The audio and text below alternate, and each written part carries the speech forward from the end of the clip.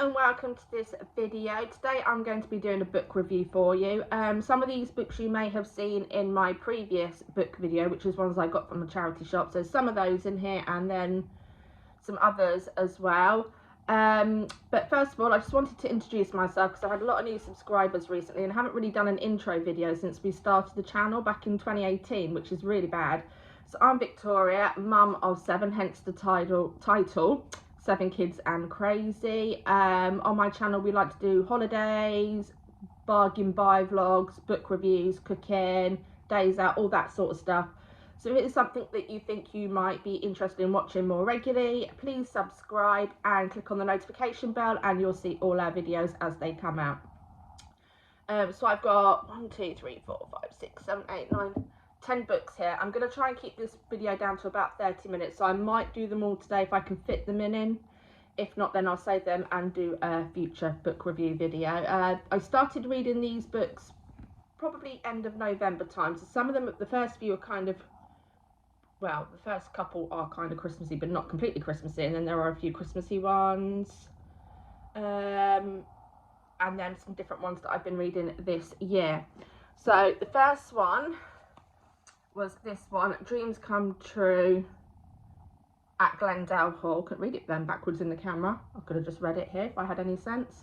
By Victoria Walters. I first discovered Victoria Walters a few years ago. I found her first Glendale Hall book. This is number 5 of the series, in a charity shop, and I got hooked on them. So this one came out October, November time just gone.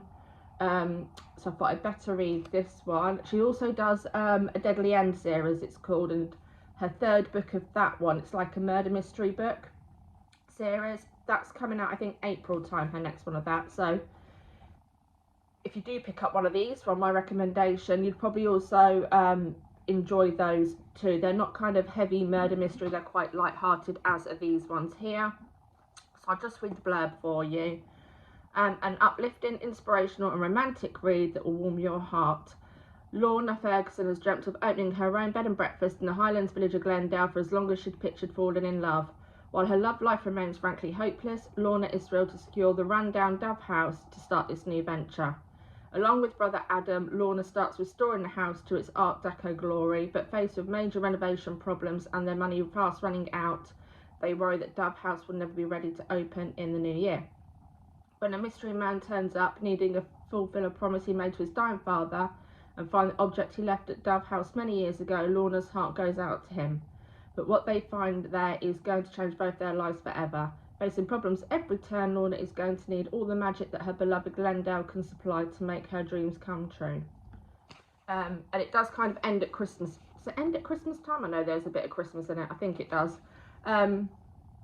So really good. If you like a light-hearted kind of romance with lots of friendships, then Victoria Walters at Glendale Hall series is very, very good. And as I say, I've read all 5 now, and hopefully she'll do another one. So that's quite good. She also has a YouTube channel and Instagram if you want to go and follow her. Very good. The next one was The Rose Revived by Katie Fjord. This is based on 3 friends. They start as strangers, become friends. Tired of working for other people, May, Sally and Harriet have decided to set up their own business. Soon May finds she can afford the mooring fees for her beloved narrowboat, The Rose Revived. Harriet discovers she has a gift for painting, and Sally's dream of buying a place of her own is fast becoming a reality. All seems to be going so well, but is it really? And is it too much? May wonders to want a man to share her newfound happiness. So yeah, basically they all have issues. May, she's struggling with her narrowboat fees to start off with. Harriet, she's run away from her grandparents' house and she has a young child that the grandparents are currently looking after. And Sally, she is kind of escaping a bit of a horrible relationship really. And they all decide to become cleaners, and it's kind of their journey of how they progress from those situations and fall in love. So it was quite nice. It's the first time I've read a Katie Fjord book. I have got another one by her to review in a few books time, but this, I know some of you are interested in like kind of the charity shop haul aspects of my videos. This one was a charity shop book for £1. I can't remember if I showed that one in the last video or not. But yeah, it was alright. I'd give it, I think on Goodreads I gave it a 4 out of 5. So it's good, not the best, but it's an okay read. The next one, oh, I love this one. So this is by Philippa Ashley. Never read any of her books before, but I do actually want to look out for some because I really enjoyed this. Christmas on the Little Cornish Isles. So it's set on the Isles of Scilly. Christmas has arrived on the Cornish Isles of Scilly, bringing mistletoe, surprises and a sprinkling of romance. After years working in a busy Cornish pub, Maisie has moved back to the Gull Island to help her parents run the cosy Driftwood Inn. She's looking forward to a proper family Christmas, but she can't shake off the memories of last year and the day she lost everything. When a new arrival walks into her bar, Maisie's world is turned upside down. Charming and handsome, Patrick is the perfect fit to help in the inn over the festive season. But as Christmas Day approaches, Maisie finds herself dreading the spring and the thought of saying goodbye. With the help of a little festive magic, can Maisie get the happily ever after she's always dreamed of? So this is like a really nice kind of romantic. Doesn't go completely smooth, of course. There is a little hiccup along the route, but yeah, really love this one. This was another charity shop one. I don't think I showed this before. That one was 75p from Cancer Research.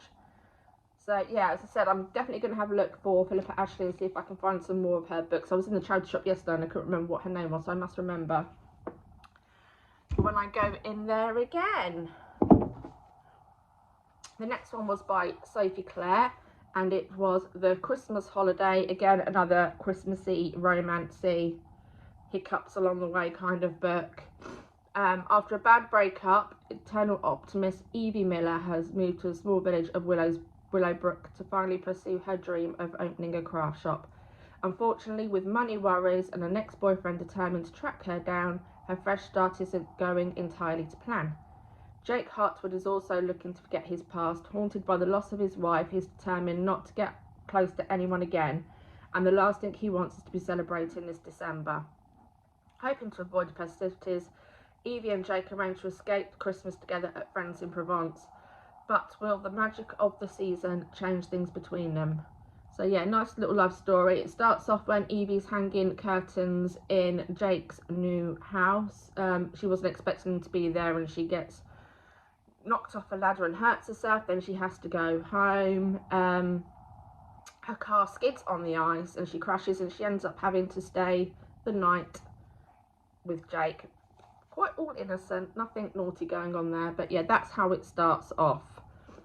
Really good book again. I think this one I gave a 5 possibly on Goodreads. I really did enjoy that one. So coming on to this one, which was another Katie Fjord book, and I was looking out for short stories and I saw this one, The Christmas Stocking and Other Stories, and I thought, oh brilliant, I'm looking for short stories. I've read Katie Fjord and I quite enjoyed that. We'll give this a go. Honestly, I don't think short stories are for me. I just couldn't get into the book. I didn't even finish the first story.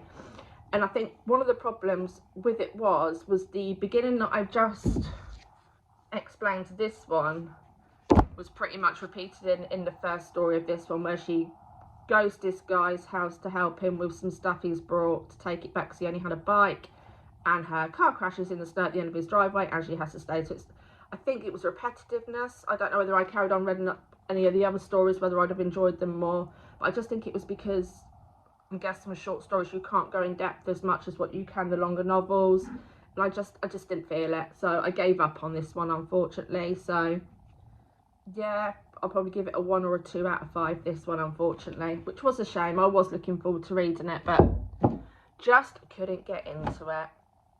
So that's all my Christmassy kind of winter books done. The first one of 2023 was Into the Water by Paula Hawkins. You may know Paula Hawkins from The Girl in the Train, which was a bestseller, a very, very, very, very, very good book, which I really enjoyed. And when I popped this onto my Facebook, it had mixed reviews from my friends. Some loved it, some didn't. I'll just read the blurb to you quickly first. Just days before her sister plunged to her death, Jules ignored her call. Now Nell is dead.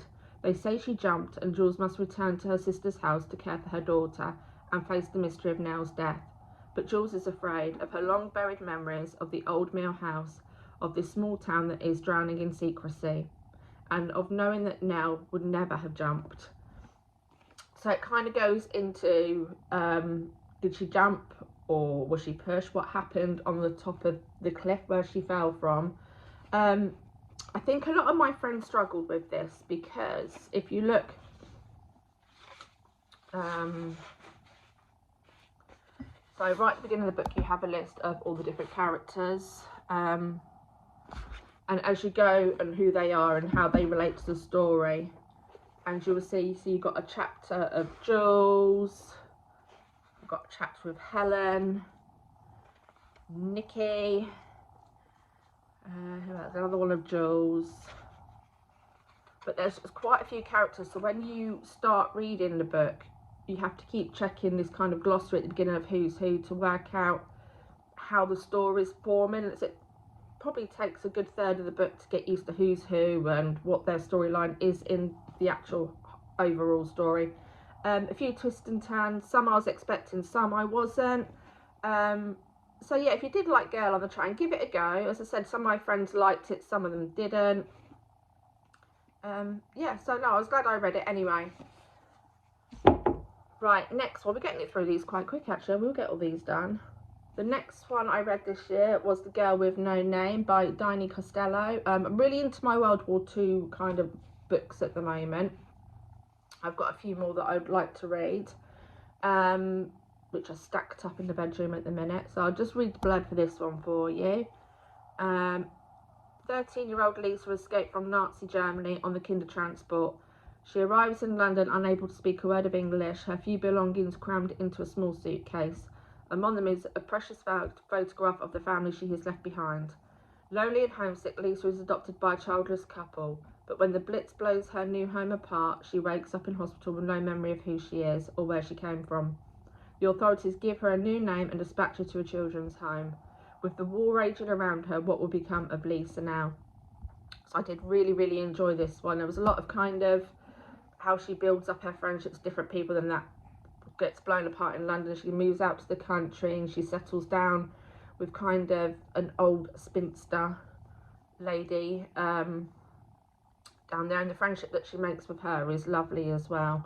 So yeah, if you like your World War II books, this one's really good. It looks like on the back there that she has, I don't know if that's focusing or not, that she has done quite a few other books, so I'll have to look up for those.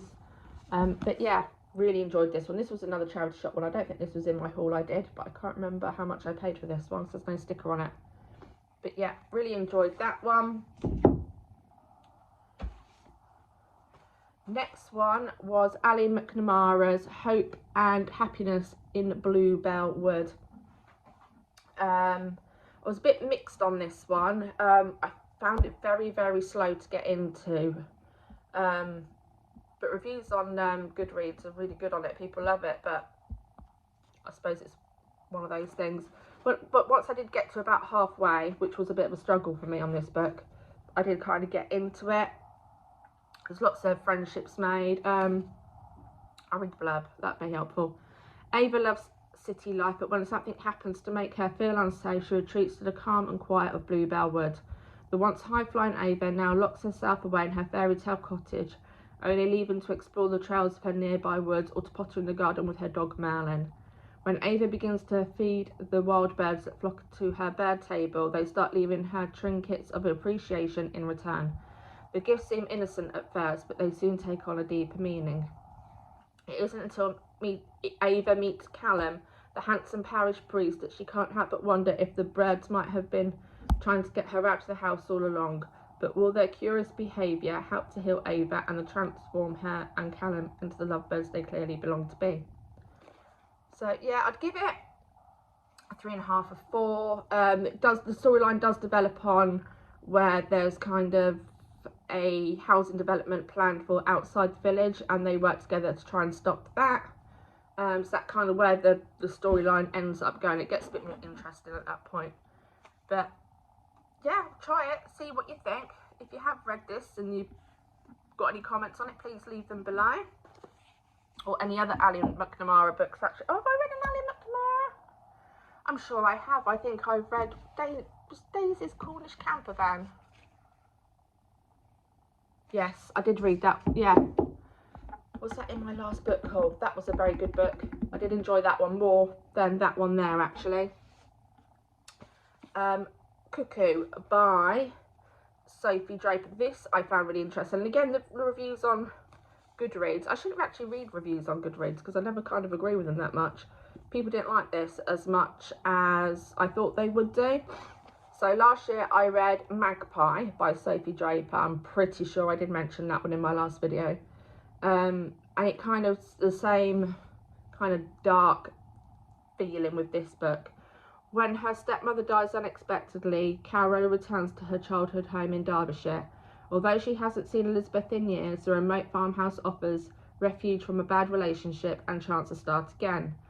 But going through Elizabeth's belonging unnerves memories Caro would rather stay buried, in particular a story her stepmother would taunt her with about two little girls and the terrible thing they do.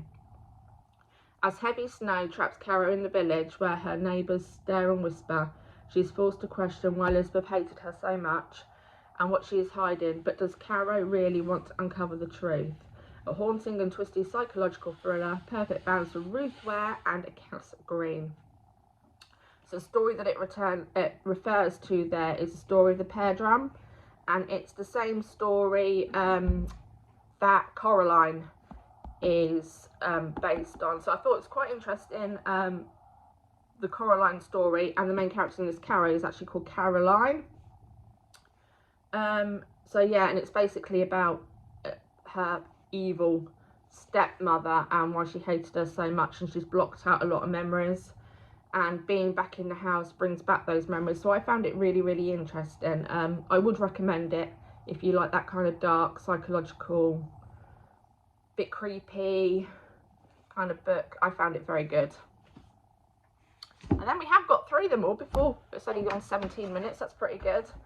Now this one I've just finished reading last week. Now I know it's a children's book, but I never read it as a child, and I found it in the charity shop a few weeks ago, and I thought I must read this. So it's when the Second World War breaks out, young Willie Beach is evacuated to the countryside, a sad, deprived child.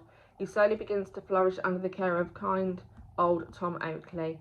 But then his cruel mother summons him back to war-torn London. Will he ever see Mr. Tom again? So again, it's another World War II book, which is right up my street at the moment. And kind of similar to The Girl with No Name, where she gets sent off to the countryside with kind of an old spinster that nobody really talks to. She doesn't have much to do with the village. Again, Mr. Tom is like that. He keeps himself to himself. He's had tragedy in his past. It's made him quite recluse.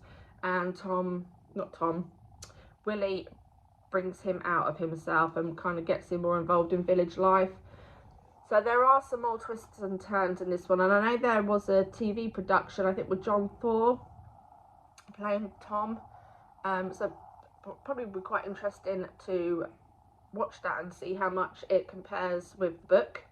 But this is one normally I pass on all my books, like on Facebook, just free for somebody to come and collect. But this one I'm going to keep for the girls. Darcy was quite interested in reading this one. So glad I did pick it up and read it. It was really, really, really good. So yes, that's one we're going to keep hold on for the girls to read, to give them an idea of kind of what that era was like. So that's all my books. I'm surprised I got through them that quickly. I probably whittled on a bit. So I have got some more books that I picked up from charity shops which I haven't read yet, but I am going to do those in a haul and do it collectively. So I've got books, clothes, other bits and pieces that I want to show in that haul, but I just want to pick up a few more bits first before I make that one. So that video will probably be coming in a couple of weeks, I would think, when I've got a decent amount to show you. So thank you for watching this video. That's one to look forward to coming up. Again, if you're not subscribed, please do so and click the notification bell, and you will see all our videos that come up. Thanks very much for watching. Bye.